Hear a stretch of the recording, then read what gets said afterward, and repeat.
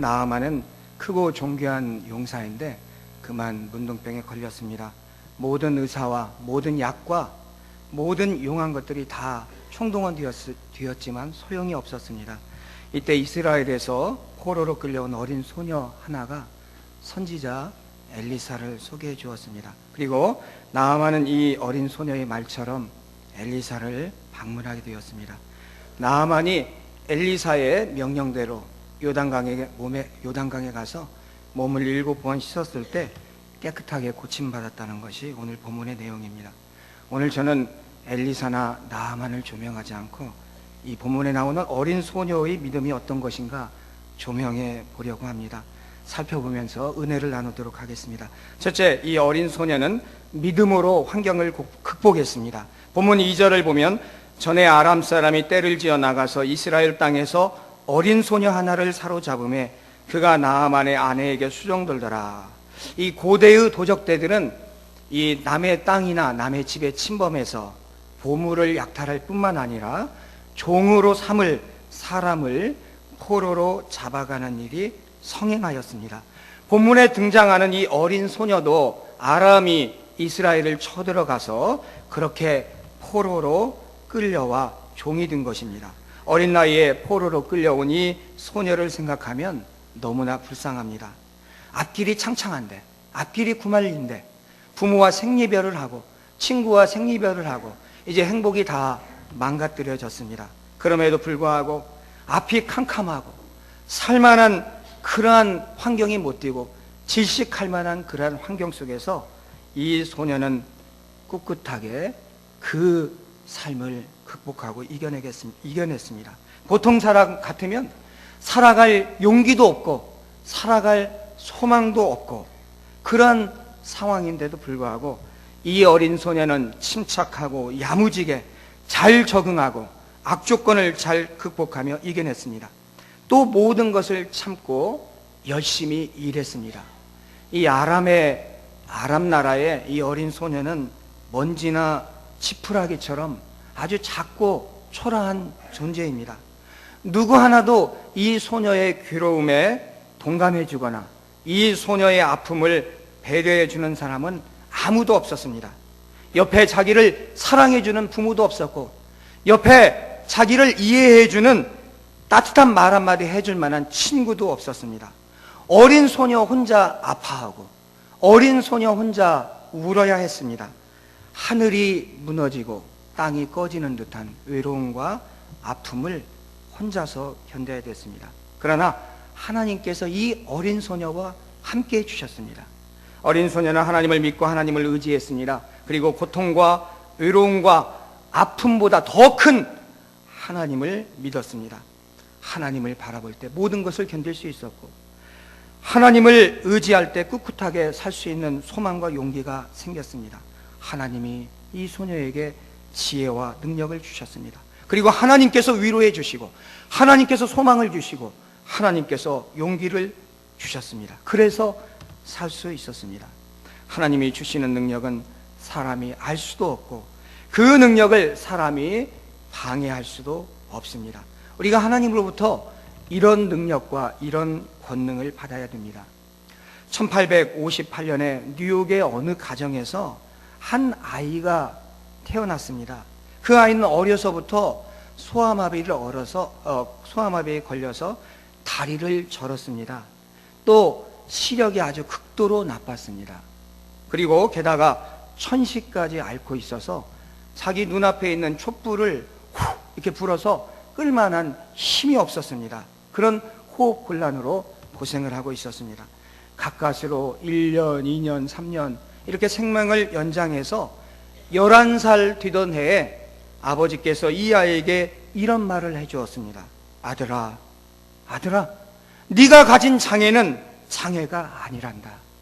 네가 가진 장애는 장애가 아니란다. 그 천식도 장애가 아니고 소아마비도 장애도 아니고 눈 나쁜 것도 장애가 아니란다. 네가 만약 전능하신 하나님을 참으로 신뢰한다면 그리고 하나님의 도우심이 너와 함께 한다면 오히려 너는 너의 장애 때문에 사람들이 너를 주목할 것이고 너는 진실로 역사에 기적을 남기는 놀라운 삶을 살 수 있단다. 이런 용기를 불어넣어 줬습니다. 이 소아마비에 걸려서 절뚝절뚝하며 걷는 이 소년이, 그리고 천식으로 촛불 하나 끌 만한 힘도 없는 이 소년이, 그리고 지독한 근시로 글자도 제대로 구분 못하는 이 소년이 23살 되던 해 뉴욕주를 대표하는 의회의 의원이 되었고 28살에 시장 선거에 출마했습니다. 그래서 뉴욕 시장이 되었습니다. 그리고 얼마 후에는 뉴욕 주지사가 되었고 부통령을 거쳐서 미국 역사상 가장 어두웠던 시기, 가장 암울했던 그 미국을 성장과 부흥으로 재건하는 대통령이 되었습니다. 1906년에는 노벨 평화상까지 수상했습니다. 바로 이 사람이 미국 사람들이 링컨과 함께 가장 존경하는 루즈벨트 대통령입니다.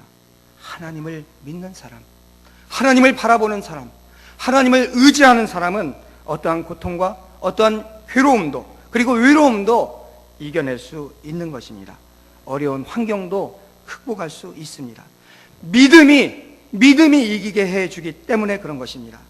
이스라엘에서 끌려온 이 어린 소녀도 믿음으로 어려운 환경을 하루하루 극복해 나가기 시작했습니다. 성도 여러분, 생활 전선에서 하루하루 지내기가 얼마나 힘드십니까?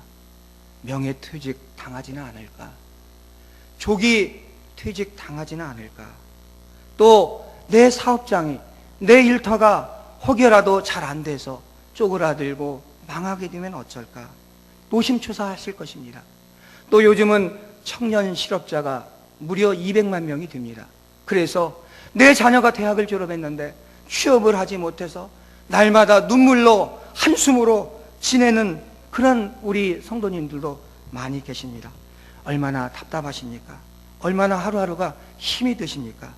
여러분들 어떻게 하시겠습니까? 모든 것을 믿음으로 이겨냅시다.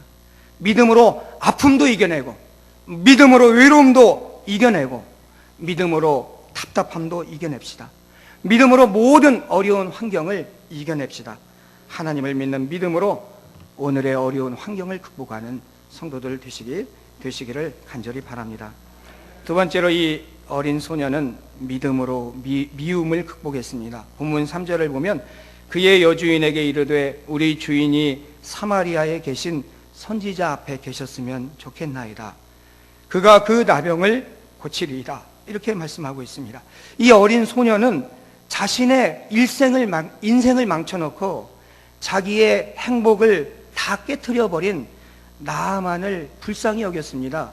그래서 나아만을 미워하고 나아만에게 복수하기보다는 나아만을 불쌍히 여기고 나아만에게 친절을 베풀고 나아만을 사랑해 주었습니다. 믿음으로 미움을 극복하고 믿음으로 증오를 극복했습니다. 나이는 어렸습니다. 그러나 그의 행동과 그의 생각은 어른이었습니다. 어린 소녀는 인간적이고 감정적이고 본능적인 것을 초월해서 하나님의 자녀답게 성스럽게 살고 있었으며 그 소녀의 삶 속에는 향기가 진동하고 감동의 열매들이 주렁주렁 맺혀 있었습니다. 사실 남을 사랑하며 산다는 것은 어려운 일입니다. 사랑으로 만난 부부들도 하루가 멀다 하고 싸웁니다.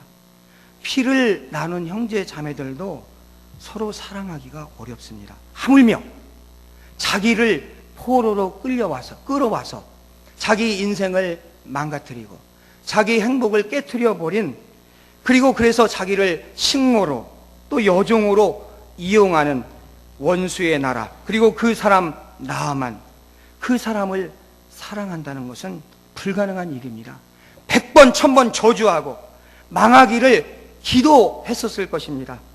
어쩌면 그것은 보통 사람들이 할 수 있는 지극히 당연한 일입니다. 누군들 여기에서 예의가 있겠습니까? 자기 인생을 깨트려 먹고 자기 행복을 부숴버린 그 사람을 어떻게 사랑할 수 있고 어떻게 긍휼히 여길 수 있겠습니까? 그런데 이 소녀는 자기를 포로로 끌어와서 여종으로 부리는 그 주인 나아만, 그 그 사람을 긍휼히 여기고 우리 주인 나하만이 선지자에게 가면 나을 수 있습니다. 살 길을 제시해 주었던 것입니다. 우리 같으면 어떻게 했습니까? 취소하겠습니다. 우리 같으면 아니라 저 같으면 어떻게 했겠습니까? 저 같으면 새끼손가락 손톱을 길게 길렀을 것입니다. 그래서 길게 기른 새끼손가락 손톱 밑에 독약을 살짝 묻힙니다. 손톱이 길기 때문에 독약이 눈에 보이지 않습니다. 나만이 먹는 국에 휘게 줬을 것입니다. 잘 먹고 잘 가라 이렇게 했을 것입니다. 아니면 나만이 자는 침실로 비수를 품고 가서 너 죽고 나 죽자 하고 딱 찌르고 대한민국 만세 하고 나도 죽고 아마 인생을 끝냈을지도 모릅니다. 그런데 이게 웬일입니까? 그 어린 소녀는 나아만에게 친절과 사랑을 베풀어 주고 있으며 나아만에게 살 길을, 이 죽을 수밖에 없는 문둥병을 고쳐줄 살 길을 가르쳐 주고 있습니다. 믿음으로 미움을 극복하고 믿음으로 증오를 씻어내고 사랑과 친절로 그 마음을 가득 채운 것입니다. 비록 어린 소녀였지만 이 소녀는 원수를 사랑하라는 위대한 가르침을 적국에서 실천하고 있었던 것입니다. 이 사랑은 참으로 위대하고 거룩한 사랑입니다. 이 소녀의 마음은 한마디로 내가 죽고 다른 사람을 살리려는 마음입니다. 저는 나중에요 담임 목사가 되어서 이제 목양실이 딱 제 방에 있으면 그 족자라고 하나요? 거기에다 이렇게 쓰고 싶습니다. 아사 교회생, 뜻이 잘 되는지 모르겠는데 아사, 내가 죽으면 교회생, 교회가 산다. 날마다 내 감정을 죽이고 내 혈기를 죽이고 내 욕심을 죽이고 내가 죽어야 교회가 살 수 있다. 그래서 저는 딱 문 열고 들어가면 보일 수 있게 아사 교회생, 내가 죽어야 교회가 산다. 날마다 저 자신을 죽이면서 목회하고 싶습니다. 사실 저는 군산에서 7년 목회하면서 한 50명 되는 아주 작은 교회, 농촌교회 목사였습니다. 그러나 정말 7년 동안 그렇게 목회했었다고 생각되는데 혹시 이게 착각인지 정말 하나님께서 네가 윤 목사야 네가 그렇게 목회했다 그렇게 인정해 주실지 모르겠는데 저는 저를 죽이면서 목회하고 싶습니다. 그렇습니다. 내가 죽어야 다른 사람이 살 수 있습니다. 이 사랑이 있으면 우리의 가정이 살고 우리의 교회가 변하게 될 것입니다. 정신과 의사들이 공통적으로 주장하는 주장이 있는데 모든 정신질환의 원인은 미움이라고 그렇게 주장하고 있습니다. 특히 이 병리학자들은 언제 암세포가 생기는가 그걸 조사했는데요. 남을 증오하고 미워할 때 그때 그걸 막 다 데이터로 체크해냈는데 그때 암세포가 생긴다는 것입니다. 여러분들 한평생 부모님을 원망하며 사는 사람이 있습니까? 한평생 나한테 효도하지 않는 내 자식을 원망하며 사는 사람이 있습니까? 나와 같이 한 이불을 덮는 내 아내를 원망하며 사는 사람이 있습니까? 내 남편을 증오하며 사는 사람이 있습니까? 교회 나오면서 다른 성도 빨리 안 데려가나 그렇게 다른 성도 원망하며 사는 그런 분들이 있습니까? 이 미움이 그대로 우리 안에 있는 동안 우리의 신앙은 죄송합니다만 성장할 수 없습니다. 우리의 신앙은 성장할 수 없습니다. 그리고 정신적인 건강을 유지할 수 없습니다. 이 병을 치료하는 유일한 약, 그것은 바로 사랑과 용서입니다. 미국의 어느 여인이 어린 아들을 버리고 집을 나가버렸습니다. 아들은 자기를 버리고 집을 나간 어머니를 평생 동안 미워하고 평생 동안 증오했습니다. 그리고 그 증오의 마음이 깊어지고 또 깊어져서 이 아들은 신경성 위장 장애를 앓고 있었습니다. 그 증세가 깊어져서 이제 위의 3분의 1을 절제해야 했습니다. 도려내야 했습니다. 의사들은 이 병이 신경성이기 때문에 수소문을 해서 그의 어머니를 찾았습니다. 막 미국 전역에 수소문을 해서 어머니를 찾았는데 용케도 이 연락이 닿아서 어머니를 찾을 수 있었습니다. 그렇지 않아도 옛날 자기가 버렸던 그 아들을 보고 싶었던 어머니는 아들 만나기를 소망했지만 아들이 어머니를 만나주지 않았습니다. 나는 절대 내 병실에 나를 버린 내 어머니를 들여놓지 마시오. 아들이 너무 완강했기 때문에 의사들도 어쩔 수가 없었습니다. 그러나 이 병이 고침받을 수 있는 유일한 길은 어머니를 만나야 될 거라고 생각했던 의사들은 이 아들을 설득하고 또 설득해서 어머니를 만날 수 있었습니다. 어머니가 눈물로 호소했습니다. 아들아 미안하다. 아들아 미안하다. 내가 너를 버리고 도망가서 아들아 미안하다. 아들은 어머니를 보지 않았습니다. 등을 돌리고 외면했습니다. 어머니는 눈물로 자기의 잘못을 용서해달라고 매일같이 애원했습니다. 하루, 이틀, 사흘, 일주일, 열흘 계속 찾아와서 아들에게 용서를 구하며 눈물로 애원했습니다. 하루가 지나고 이틀이 지나고 사흘이 지나고 일주일이 지나고 열흘이 지나자 아들의 마음도 흔들리기 시작했습니다. 어머니 눈물로 애원하던 어머니의 모습을 외면하던 아들은 마침내 울음이 터져버렸습니다. 어머니 왜 나를 버리셨습니까? 어머니 왜 나를 버리셨습니까? 아들은 어머니를 부둥켜 안고 통곡하면서 지난날 자기를 버린 어머니의 잘못을 다 용서해 주었습니다. 그리고 모자지간에 눈물로 같이 부둥켜 안고 통곡하면서 서로 화해를 하게 되었습니다.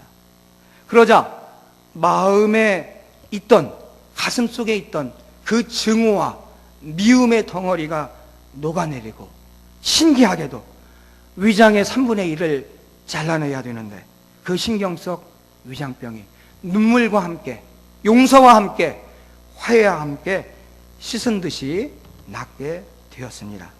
위를 절제하지 않고도 약을 먹지 않고도 그 아들은 건강하게 지낼 수가 있었습니다. 사랑과 용서가 치유를 가져다 준 것입니다. 사람은 사랑 없이 살 수 없습니다. 그리고 사랑 없이 정상적인 사람이 될 수 없습니다.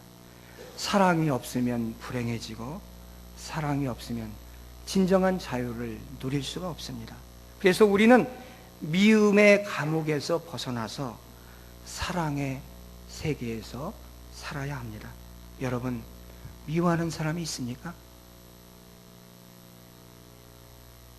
주의 성령님께서 여러분들 생각에 떠오르게 하는 그 사람이 있습니까? 다 용서하고 다 사랑합시다. 이 길이 내가 사는 길이고 내 가정이 사는 길이고 우리 교회가 사는 길입니다. 무조건 용서하십시오. 조건 달지 말고 무조건 용서해 주십시오. 그리고 용서할 수 있는 사랑을 하나님께 구하고 용서할 수 있는 능력을 하나님께 구하십시오. 하나님께서 사랑할 수 있는 능력을 주시고 사랑할 수 있는 은사를 여러분들에게 주실 것입니다. 어린 소녀의 미움을 극복한 그 사랑의 승리가 여러분의 승리가 되기를 주의 이름으로 축원합니다. 세 번째로 이 어린 소녀는 믿음으로 죽음을 극복했습니다. 본문 6절을 보면 이스라엘 왕에게 그 글을 전하니 일러스되 내가 내 신하 나아만을 당신에게 보내오니 이 글이 당신에게 이르거든 당신은 그의 나병을 고쳐주소서 하였더라. 이렇게 말씀하고 있습니다. 자, 이 소녀의 말 한마디가 이 일을 확대시켰습니다.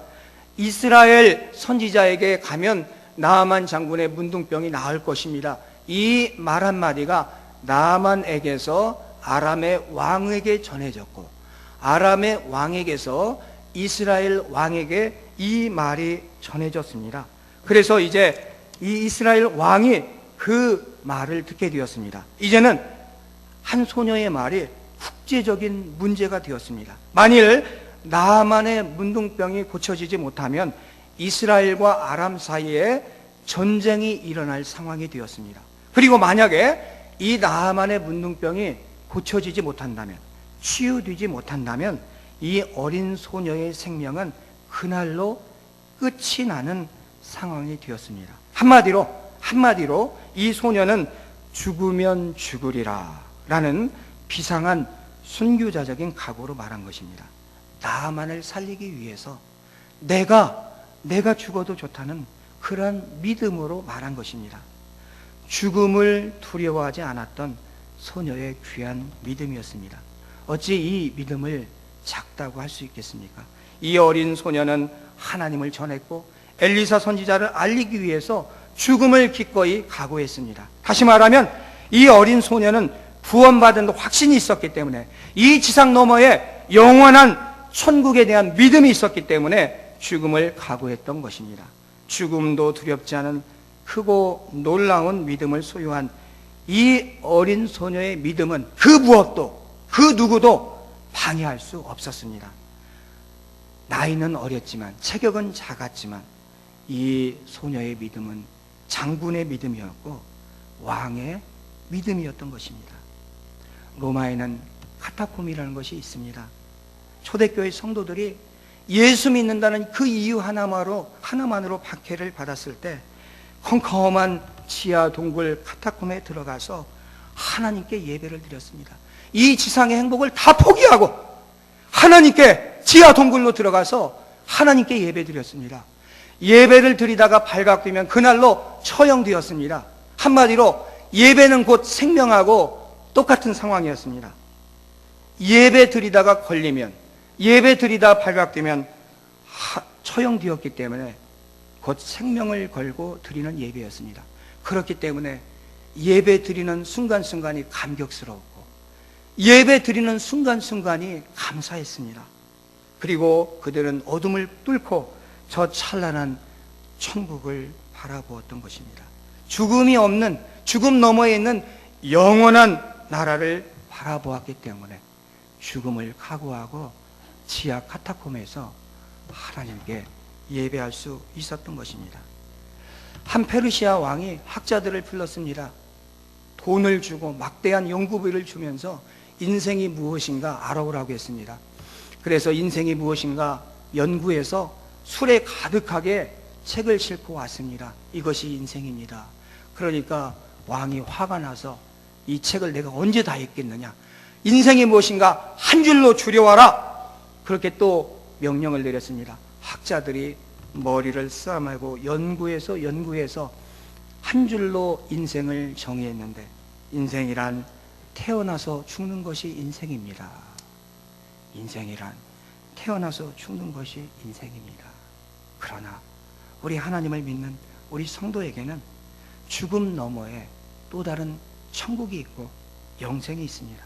우리는 그 영생을 보기 때문에, 영생을 믿기 때문에, 천국을 바라보기 때문에 신앙생활을 하고 있습니다. 또한 그 영생을 전하기 위해서 살고 있고, 또 영생을 이 지상에서 미리 맛보고 미리 소유하고 있습니다. 주일날 예배하면서 우리는 천국에서 누리는 기쁨을 미리 맛보고 있는 것입니다. 그렇기 때문에 믿음을 방해하는 것들이 있으면, 그것이 세상 것이라면 과감하게 버려야 하고, 믿음을 세상 것들 때문에 버리는 어리석음을 범해서는 안 됩니다. 이 믿음이 여러분들을 살리고, 이 믿음이 여러분들을 행복하게 하고, 이 믿음이 여러분들을 풍요롭게 할 것입니다. 사랑하는 성도 여러분, 힘들고 어려운 시대에 믿음으로 삽시다. 믿음이 있으면 승리할 수 있습니다. 어린 소녀의 환경을 극복하는 믿음, 미움을 극복하는 믿음, 죽음을 극복하는 큰 믿음으로 늘 승리하시고 늘 축복받으며 사시기를 주의 이름으로 축원합니다. 기도하겠습니다. 은혜로우시고 자비로우신 하나님 아버지, 어린 소녀처럼 믿음으로 환경과 형편을 극복하게 하옵소서. 믿음으로 아픔도 외로움도 답답함도 어려운 상황도 이겨내게 하옵소서. 어린 소녀처럼 믿음으로 미움과 증오도 극복하게 하시고 용서하고 사랑하며 살게 하여 주옵소서. 저희들에게 사랑의 능력과 사랑의 은사를 허락하여 주옵소서. 어린 소녀처럼 저희로 하여금 죽음 너머의 영원한 세계와 죽음 너머의 영생을 바라보며 살게 하여 주시고 전하게 하시고 소유하게 하여 주시옵소서.